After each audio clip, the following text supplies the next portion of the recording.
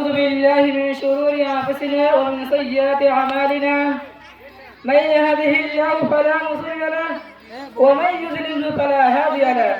ونشهد أن لا إله إلا الله وحده لا شريك له ونشهد أن محمدا عبده ورسوله أما بعد فأعوذ بالله من الشيطان الرجيم بسم الله الرحمن الرحيم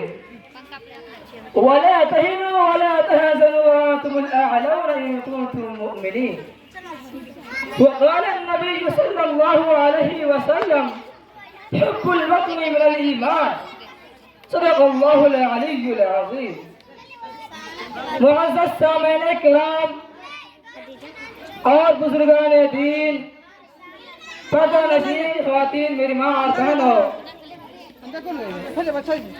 اور ہندوستان کے مسلمانوں، آج کی تاریخی جشن یوم آزادی کے موقع پر آپ حضرات نے جس عنوان پر ہمیں گفتگو کرنے کی فرمائش کی ہے، سچ بات تو یہ ہے کہ میں اس لائق نہیں ہوں کہ میری زبان میں وہ طاقت ہے اور نہیں میرا مقام اتنا وسیع ہے کہ عظیم ہندوستان کے عظیم الشان آزادی سے لے کر اب تک کی تاریخ کو بیان کر سکوں۔ آج ہندوستان کے گوشے گوشے اور چپے چپے میں مختلف تنظیموں، مختلف اداروں، اسکولوں اور کالجوں میں، مدرسوں اور مکتبوں میں، چوک اور چوراہوں میں، سڑکوں اور گلیوں میں، باغیچوں اور پارکوں میں غیر معمولی دھوم دھام سے یوم آزادی کا جشن منایا جا رہا ہے۔ غلام ہندوستان کی داستان اور آزادی کی کہانیاں سنائی جا رہی ہیں۔ میرے محترم بزرگوں اور دوستوں، یہ وہی ہندوستان ہے کہ جس ہندوستان کی آزادی کے لیے صرف 1857 عیسوی میں 51,000 علماء کرام شہید ہوئے ہیں۔ یہ وہی ہندوستان ہے کہ جس ہندوستان کی آزادی کے لیے دہلی کا چاندنی چوک سے لے کر خیبر تک کے تمام درختوں پر صرف اور صرف علماء کرام کی گردن لٹکائی گئی ہے۔ یہ وہی ہندوستان ہے کہ جس ہندوستان کی آزادی کے لیے علماء کرام کو برہنہ کر کے آگ کے انگاروں پر ڈالا گیا ہے۔ یہ وہی ہندوستان ہے کہ جس ہندوستان کی آزادی کے لیے 1857 عیسوی سے لے کر 1947 عیسوی تک 21 لاکھ مسلمانوں نے جام شہادت نوش کیا ہے۔ یہ وہی ہندوستان ہے کہ جس ہندوستان کی آزادی کے لیے علماء کرام کو گولی کا نشانہ بنایا گیا تھا۔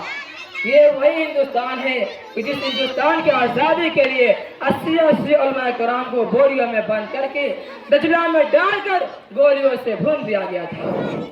یہ وہی ہندوستان ہے کہ جس ہندوستان کی آزادی کے لیے ٹیپو سلطان نے اپنی جان گنوا دی تھی۔ یہ وہی ہندوستان ہے کہ جس ہندوستان کی آزادی کے لیے شاہ اسماعیل شہید نے اپنی گردنیں کٹوا دی تھی۔ یہ وہی ہندوستان ہے کہ جس ہندوستان کی آزادی کے لیے مسلمانوں نے تن من دھن سے خود قربان کر دیا تھا۔ میرے محترم بزرگوں اور دوستوں، اگر انہیں یہ معلوم ہوتا کہ اس ہندوستان میں ایک دن مسلمانوں کے اوپر ظلم و ستم کا پہاڑ توڑا جائے گا اور مسلمان ماں اور بہنوں کو ننگا ناشے پر مجبور کیا جائے گا، مسلمانوں کے مدارس و مکاتب میں پڑھنے پڑھانے والے کو دہشت گرد انعام دیا جائے گا،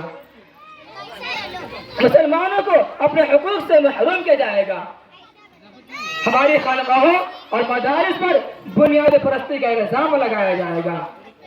قبرستانوں پر غاصبانہ قبضہ کیا جائے گا، لاؤڈ اسپیکر پر اذان کے خلاف مقدم بازی ہوگی،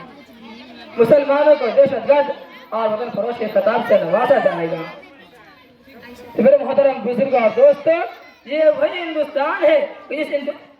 آج وہی ہندوستان جہاں وحدت نے، جہاں چشتی نے پیغام حق سنایا تھا، آج وہی ہندوستان جہاں نانک نے وحدت کا گیت گایا تھا، آج وہی وطن جہاں پیار و محبت کے پھول کھلتے تھے،